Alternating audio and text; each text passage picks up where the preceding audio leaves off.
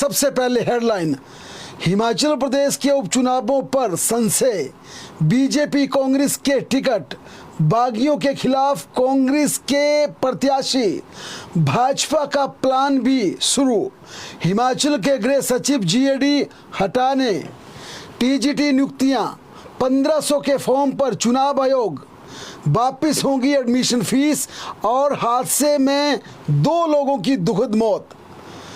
अब पेश करते हैं विस्तार से ये बुलेटिन। हिमाचल प्रदेश के सियासी उफान को लेकर जिस प्रकार से आज दिल्ली की तरफ तमाम प्रदेश के लोगों की निगाहें थी, आखिरकार उस पर आज फैसला आ गया। 6 बागियों को स्टे देने पर सुप्रीम कोर्ट ने साफ इनकार कर दिया। विधानसभा स्पीकर, सचिव समेत संबंधित प्रतिवादियों को इस मामले में नोटिस जारी किया गया है। हिमाचल के 6 बागियों को सुप्रीम कोर्ट से आज भी राहत नहीं मिली। 6 बागी हुए कांग्रेस के नेताओं को स्टे देने के लिए कोर्ट ने ये पूरा मामला खारिज कर दिया। आज इस मामले की सुनवाई के बाद सुप्रीम कोर्ट की खंडपीठ ने फैसला सुनाया और कहा 1 सप्ताह के भीतर इसमें रिजॉइंडर देने की छूट दी गई है। यानी कि जिस प्रकार से इस पूरे मामले में रिप्लाई दिए गए हैं, चाहे वो विधानसभा एडमिनिस्ट्रेशन हो या फिर राज्य सरकार हो, आज सुप्रीम कोर्ट में जो रिप्लाई दिए गए हैं, आज सुप्रीम कोर्ट ने कहा कि इन जवाबों पर अगर चाहे तो 6 बागी अपना उत्तर दायर कर सकते हैं। 1 सप्ताह के भीतर इसमें वक्त दिया गया है। इसी बीच कोर्ट ने हिमाचल प्रदेश विधानसभा और सचिव को भी नोटिस जारी कर 4 सप्ताह के भीतर जवाब मांगा है।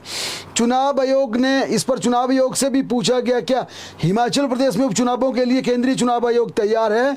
मामले की अगली सुनवाई 6 मई को निर्धारित की गई है। न्यायमूर्ति संजीव खन्ना की अध्यक्षता वाली पीठ ने याचिकाकर्ताओं को आश्वासन देते हुए कहा, इस मामले पर भारत के चुनाव आयोग द्वारा निर्धारित नामांकन दाखिल करने की तारीख से पहले अंतिम फैसला आ जाएगा, अंतिम फैसला सुना दिया जाएगा। इस मामले में प्रतिवादी विधानसभा अध्यक्ष और अन्य को नोटिस भेजा गया है। उल्लेखनीय है कि हिमाचल प्रदेश की इन 6 सीटों के उपचुनाव के लिए आयोग के कार्यक्रम के अनुसार 7 मई को प्रोसेस शुरू होगा, क्योंकि इन सीटों पर मतदान 1 जून को निर्धारित किया गया है।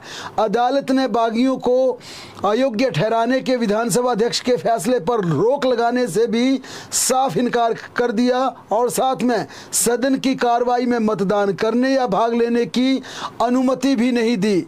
6 बागियों की पैरवी वरिष्ठ अधिवक्ता हरीश साल्वे ने की। स्पीकर कुलदीप सिंह पठानिया और अन्य की ओर से वरिष्ठ अधिवक्ता कपिल सिब्बल और अभिषेक मनु सिंघवी सुनवाई के दौरान मौजूद रहे। अब इस फैसले के बाद तय होगा कि 6 मई को कोर्ट अपना, हालांकि अब यह तय हो गया कि 6 मई को सुप्रीम कोर्ट इस मामले को लेकर अपना फाइनल फैसला सुना देगा। इसमें अगर बात की जाए तो उपचुनाव की तिथियों पर संशय बन गया, क्योंकि जिस प्रकार से आज सुप्रीम कोर्ट का फैसला आया उसके बाद अब यह पक्का नहीं है कि हिमाचल प्रदेश में उपचुनाव जिस निर्धारित तिथि को घोषित किया गया है उसमें होगा। इन तिथियों पर अब संशय है, क्योंकि जो अंतिम फैसला आएगा उसके बाद यह स्पष्ट हो पाएगा कि क्या हिमाचल प्रदेश में उपचुनाव होगा या नहीं होगा। अगर होगा तो क्या इस निर्धारित तिथि पर होगा या फिर आगे होगा। इसी के चलते आज सुप्रीम कोर्ट ने अपने पारित आदेशों के दौरान केंद्रीय चुनाव आयोग से भी ये पूछा है कि बताइए इस चुनाव को लेकर कितनी तैयारियां, क्या उपचुनाव हो सकता है या नहीं हो सकता है। अब इस फैसले के बाद बागियों की टेंशन जरूर बढ़ गई है, लेकिन भाजपा और कांग्रेस दोनों ने राहत की सांस ली है। ये समझना जरूरी है कि सुप्रीम कोर्ट का आया फैसला बागियों को टेंशन वाला, ये सबकी समझ में है कि बागियों की चिंता अब ज़्यादा बढ़ गई है, लेकिन भाजपा और कांग्रेस क्यों, उन्हें राहत की सांस मिली है, क्योंकि अब दोनों ही पार्टियों के लिए कम से कम 47 दिन मंथन के लिए मिल गया है। क्योंकि जाहिर तौर पर यह चर्चा हो रही थी कि अगर यहाँ पर हाई कोर्ट के फैसले, विधानसभा के फैसले पर अगर आज सुप्रीम कोर्ट मोहर लगाता है तो उपचुनाव निर्धारित तिथि पर होगा और ऐसे में प्रत्याशियों का चयन करना यहाँ पर भाजपा के लिए भी आसान नहीं होगा। जिन 6 विधायकों पर बागी होने का तगमा लगा, जिन्हें डिस्क्वालीफाई किया गया, जिनके खिलाफ इतने संगीन आरोप लगे, क्या भारतीय जनता पार्टी उनको 6 के 6 प्रत्याशियों को टिकट दे पाती या नहीं, ये बड़ा सवाल था। इसलिए भाजपा को जरूर आज संतोष आया होगा कि उन्हें सोचने के लिए कम से कम 47 दिन का वक्त लग गया। और यहां पर अगर लोकसभा के साथ ही चुनाव होता है तो प्रत्याशियों के चयन के लिए भी दोनों पार्टियों के पास 1.25 महीने से ज्यादा का वक्त है। नंबर 2, इस मामले में समझना बेहद जरूरी है, अब लोकसभा में बागियों की उम्मीदवारी की चर्चाओं पर भी विराम लग गया है। गाहे बगाए इस बात की चर्चा हो रही थी कि कांग्रेस के बागी सुधीर शर्मा को कांगड़ा चंबा से लोकसभा का टिकट दिया जा सकता है, ये चर्चा चल रही थी।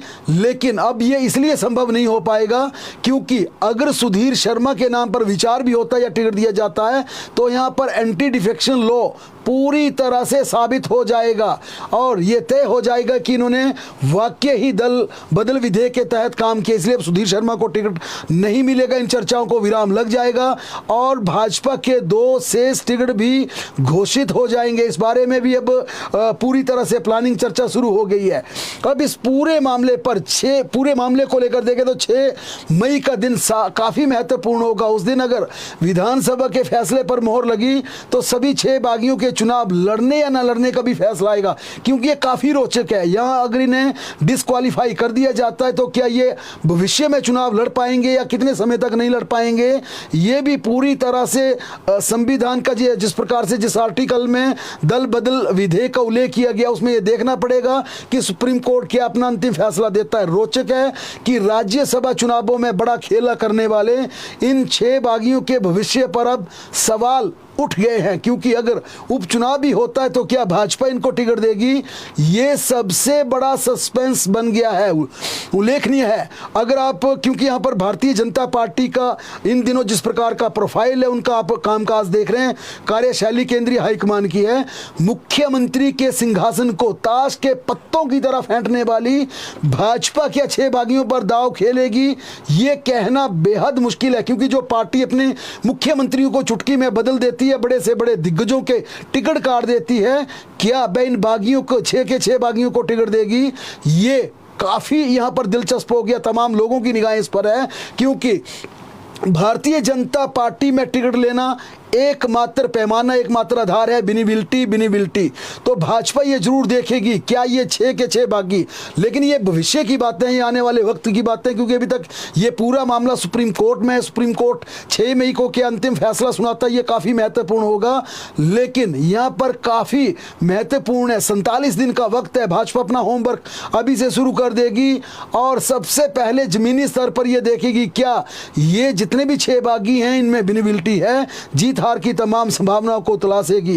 लेकिन साथ में कांग्रेस की बात की जाए तो कांग्रेस जरूर इस मामले में एक बड़ी एनर्जी कांग्रेस को मिली है, जिस प्रकार का फैसला आया। कांग्रेस के लिए भी 47 दिन का वक्त मिल रहे हैं।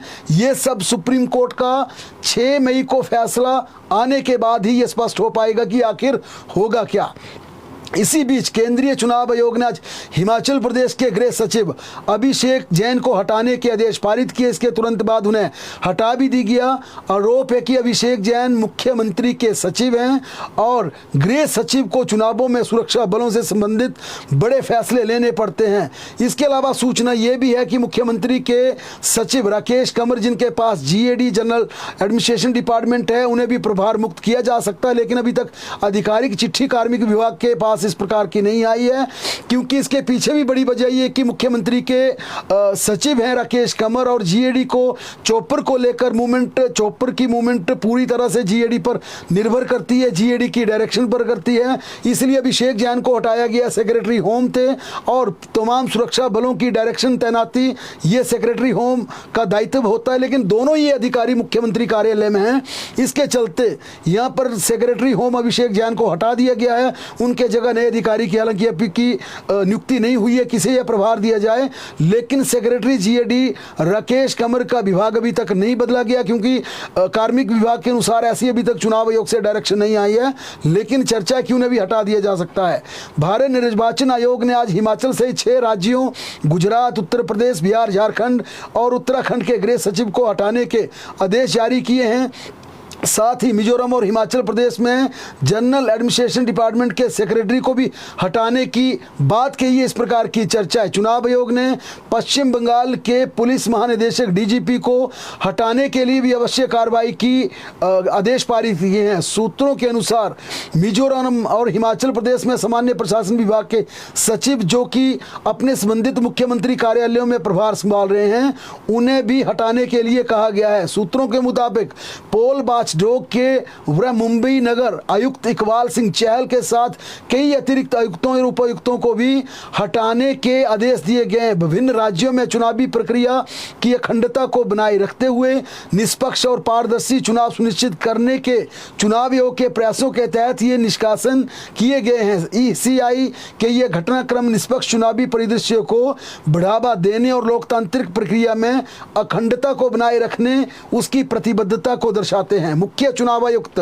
राजीव कुमार ने लगातार इस प्रतिबद्धता पर जोर दिया है, जिसमें लोकसभा चुनाव 2024 के कार्यक्रम की घोषणा करने वाली हालिया प्रेस कॉन्फ्रेंस में भी सभी शामिल हैं। रिपोर्ट में कहा गया कि ईसीआई की बैठक सोमवार दोपहर को बुलाई गई, जिसमें चुनाव आयुक्त ज्ञानेश कुमार और सुखवीर सिंह संधू शामिल हुए। इन 7 राज्यों में मुख्यमंत्री कार्यालय में दोहरे प्रभार पाने वाले अधिकारियों को हटाने का उद्देश्य चुनावी प्रक्रिया के दौरान निष्पक्षता में संभावित समझौते को कम करना है। विशेष रूप से कानून और व्यवस्था और बलों की तैनाती से संबंधित है। चुनाव आयोग ने सभी राज्यों के सरकारों को निर्देश दिए हैं कि वे चुनाव संबंधी कार्यों में लगे उन अधिकारियों का तबादला करें जिनका 3 साल का कार्यकाल या अपने गृह जिला में तैनाती है। आज कांग्रेस की दिल्ली में महत्वपूर्ण बैठक है, क्योंकि कल स्क्रीनिंग कमेटी की बैठक होनी है। लोकसभा प्रत्याशियों पर मंथन होगा। मंडी से प्रतिभा सिंह के अलावा कौल सिंह और प्रकाश चौधरी के नाम लिए जा रहे हैं कि वह टिकट के नाम लिए जा रहे हैं। हालांकि चर्चा ये भी है कि प्रतिभा सिंह की जगह कोई और प्रत्याशी भी हो सकता है, लेकिन ये अभी तक मामला स्क्रीनिंग कमेटी में जाना है कि वाकई प्रतिभा सिंह एक बार फिर मंडी के रण से उतरती है या कोई नया प्रत्याशी आता है। हमीरपुर की बात की जाए तो सतपाल राय जादा, आस्था अग्निहोत्री, सुनील कुमार बिट्टू के नामों की चर्चा है। कांगड़ा से पूर्व मंत्री आशा कुमारी, धर्मवीर सिंह राणा, गोकुल बुटेल, इन नामों पर डिस्कशन चल रहा है। जबकि शिमला से पूर्व विधायक सोहन लाल जो कि सुमटी के पूर्व विधायक हैं, अमित नंदा, यशपाल तनाइक और कौशल मुंगटा जो कि युवा हैं, इनके नाम चल रहे हैं। इस मीटिंग के लिए बाकायदा कांग्रेस की प्रदेशाध्यक्ष प्रतिभा सिंह दिल्ली रवाना हो गई। सीएम सुक्खू मुंबई से दिल्ली पहुंचे हैं और राजीव शुक्ला वहां पर मौजूद हैं। कल स्क्रीनिंग कमेटी में तमाम बड़े दिग्गज नेता वहां पर मौजूद रहेंगे, टॉप लीडरशिप मौजूद रहेगी और स्क्रीनिंग कमेटी में इन जो नाम हम जिनकी चर्चा कर रहे हैं उनमें 3 नाम फाइनल कर केंद्रीय चुनाव समिति को भेजे जाएंगे। केंद्रीय हाईकमान तय करेगा कि हिमाचल प्रदेश में लोकसभा के 4 कैंडिडेट कौन होंगे। कांग्रेस ने उपचुनावों के प्रत्याशियों पर भी मंथन करना शुरू कर दिया। हालांकि सुप्रीम कोर्ट में मामला विचाराधीन है, 47 दिन का वक्त मिला हमने पहले कहा। बावजूद इसके अब कांग्रेस ये देख रही है कि अगर सुप्रीम कोर्ट से 6 मई को इन तमाम 6 बागियों को अगर डिस्क्वालीफाई करने के विधानसभा के फैसले पर मोहर लगती है तो इनके खिलाफ चेहरे कौन उतारे जाएं। इस कड़ी में धर्मशाला से देवेंद्र जग्गी के अलावा नीनू शर्मा के नाम की चर्चा हो रही है। बड़सर से नितिन शर्मा, एडवोकेट शर्मिला पटियाल, नरेश लखनपाल, इन नामों का जिक्र आ रहा है। जबकि कुटलैड़ से विवेक शर्मा और गगरेट से राकेश कालिया की प्रबल दावेदारी बताई जा रही है। सुजानपुर से कुलदीप पठानिया, जिनके कई पंचायतें हमीरपुर से सुजानपुर में गई, उनके नाम की चर्चा है। पूर्व मंत्री अनीता वर्मा के साथ कई अन्य नामों पर चर्चा हो रही है। जबकि लाहौल स्पीति से पूर्व मंत्री फुनचुंग राय, रतन बोध, अनिल सहगल, प्यारे लाल, अनुराधा राणा जो कि जेडपी की चेयरपर्सन है, राजेश कोपा, कुंगा बोध और पूर्व विधायक रघुवीर सिंह के नाम चल रहे हैं। आज भारतीय जनता पार्टी विधायक दल में एक बड़ा फैसला लिया गया, जिसमें कहा गया कि तमाम विधायक अब शिमला से प्रस्थान करें, कूच करें, अपने विधानसभा क्षेत्रों में जाकर चुनावों में डट जाएं। सुप्रीम कोर्ट का फैसला आने के बाद इन तमाम विधायकों को अपने चुनाव गृह क्षेत्र में जाने के आदेश दिए गए हैं। क्योंकि आज विधायक दल की मीटिंग की जिसमें प्रिविलेज कमेटी को जवाब देना था। भाजपा ने तमाम प्रिविलेज कमेटी को भेजे अपने रिप्लाई में तमाम आरोपों को नकार दिया है। 9 विधायक इंदिरा गांधी, विपिन सिंह परमार, विनोद कुमार, हंसराज, सतपाल सत्ती, दीप कुमार, लोकेंद्र कुमार, सुरेंद्र सोरी और त्रिलोक जम्वाल, इन 9 विधायकों के खिलाफ प्रिविलेज कमेटी ने नोटिस दिया और कहा था कि विधानसभा सत्र के दौरान बजट पारित होने से पहले जिस प्रकार इनका कंडक्ट था वह बेहद, उस पर शिकायत की गई थी। अजय सोलंकी जो कि कांग्रेस के नाहन से विधायक हैं, उन्होंने शिकायत की थी। इस पर नोटिस के जवाब में आज रिप्लाई किया गया और तमाम भाजपा ने ये आरोप नकारे कि बिल्कुल मनगढ़ंत आरोप हैं, बिल्कुल ऐसा नहीं हुआ। उन्होंने पूरी तरह से सदन के भीतर मर्यादा को बनाए रखा, अपने दायित्व के साथ पूरा निर्वहन किया। अब देखना है कि इस पर प्रिविलेज कमेटी क्या फैसला सुनाती है। हिमाचल प्रदेश में 1500 रुपए के फार्म भरवाने पर चुनाव आयोग से शिकायत की गई है। भाजपा ने इसकी शिकायत भेजी है। कहा है कि चुनाव को प्रभावित करने के लिए 1500 रुपए देने के फॉर्म भरे जा रहे हैं। नेता प्रतिपक्ष जयराम ठाकुर ने भी इसका विरोध करते हुए कहा कि चुनावी अधिसूचना जारी होने के बाद ही 1500 रुपए के फार्म भरवाने की याद क्यों आई। उन्होंने कहा कि आयोग इस पर बड़ी कार्रवाई करे। जयराम ठाकुर ने कहा कि हिमाचल प्रदेश में जब विधानसभा का जनरल इलेक्शन था उस दौरान भी चुनावों के दौरान कांग्रेस ने 1500 रुपए के फॉर्म भराकर जनता को बेवकूफ़ बनाया था। करीब 1.25 साल बीत गया लेकिन ये 1500 रुपए नहीं दिए गए। अब लोकसभा चुनाव सामने आता देख एक बार फिर ये 1500 रुपए के फॉर्म भरने शुरू कर दिए हैं। आज हिमाचल प्रदेश हाई कोर्ट में दो बड़े मामलों पर फैसला सुनाया गया। हाटियों को जनजातीय दर्जा देने वाली याचिका पर सुनवाई टली। यहां पर प्रदेश हाई कोर्ट ने सिरमौर जिले के ट्रांसगिर क्षेत्र के हाटियों की जनजातीय दर्जा देने की चुनौती देने वाली याचिका पर सुनवाई टाल दी। हाई कोर्ट ने इस संबंध में जारी कानून के अमल पर रोक लगा रखी है। कोर्ट ने अगली सुनवाई तक इस रोक को बढ़ाने के आदेश जारी किए। कोर्ट ने जनजातीय विकास विभाग हिमाचल प्रदेश को के 1 जनवरी 2024 को जारी उस पत्र पर भी रोक लगाई जिसके तहत उक्त क्षेत्र के लोगों को जनजातीय प्रमाण पत्र जारी करने बाबत जिलाधीश सिरमौर को आदेश जारी किए थे। मुख्य न्यायाधीश MS रामचंद्र राव व न्यायाधीश ज्योत्सना रिवाल दुआ की खंडपीठ के समक्ष सुनवाई हुई और अब इस मामले की सुनवाई 27 होगी। एक अन्य मामले में नलवाड़ मेले पर भी हाई कोर्ट ने बड़ा फैसला सुनाया। प्रदेश हाई कोर्ट ने मंडी जिला के करसोग में जिला स्तरीय नलवाड़ मेले को आयोजित करने के उद्देश्य से राजकीय वरिष्ठ माध्यमिक पाठशाला करसोग के खेल मैदान को इस्तेमाल करने की इजाज़त देने से साफ इनकार कर दिया। हालांकि कोर्ट ने स्कूल मैदान में साइंस एंड बुक फेयर के आयोजन की इजाज़त दे दी। मुख्य न्यायाधीश MS रामचंद्र राव, न्यायाधीश ज्योत्सना रिवाल दुआ की खंडपीठ ने DC मंडी को सुनिश्चित करने को कहा कि आयोजनकर्ता साइंस एवं बुक फेयर की आड़ में नलवाड़ मेले का आयोजन न करें। कोर्ट ने कहा नलवाड़ मेले के स्कूल परिसर में आयोजन से संभवतः आदर्श आचार संहिता का उल्लंघन भी हो सकता है।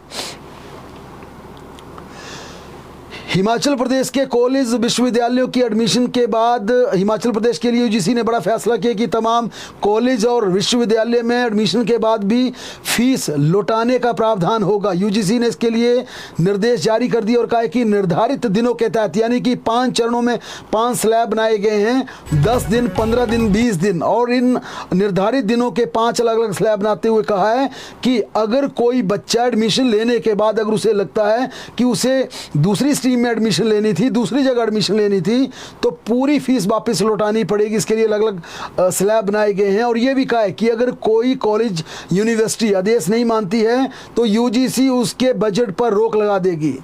हिमाचल प्रदेश में TGT की नियुक्तियां पूरी तरह से फंस गई हैं क्योंकि प्रदेश के सरकारी स्कूलों में 3000 TGT के पद खाली हैं।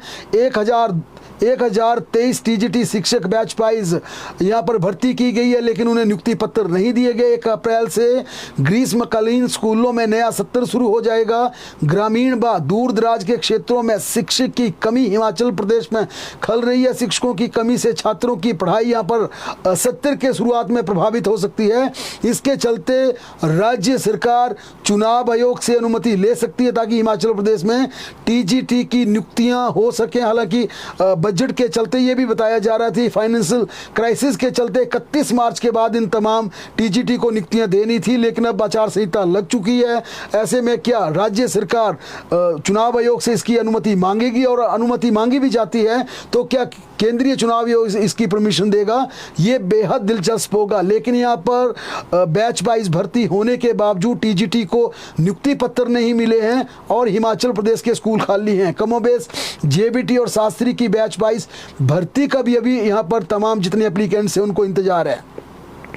कुल्लू जिला के मनाली सेऊबाग में सड़क हादसे में 2 बाइक सवारों की दुखद मृत्यु हो गई। इसकी सूचना मिली, वहां पर बाइक टकराई और उनकी दुखद मृत्यु हुई। हिमाचल प्रदेश में अगर मौसम की बात की जाए तो आज से फिर बारिश होगी। 21 से 24 मार्च के बीच बारिश बर्फबारी की संभावना है। 21 व 22 मार्च को बर्फबारी का अलर्ट जारी किया गया। धूप खिलने से तापमान में जरूर यहाँ पर इजाफा हुआ है, लेकिन आज से फिर प्रदेश में बारिश और बर्फबारी होगी। बहरहाल प्रदेश की तमाम बड़ी खबरों के लिए लगातार जुड़े रहे हमारे साथ।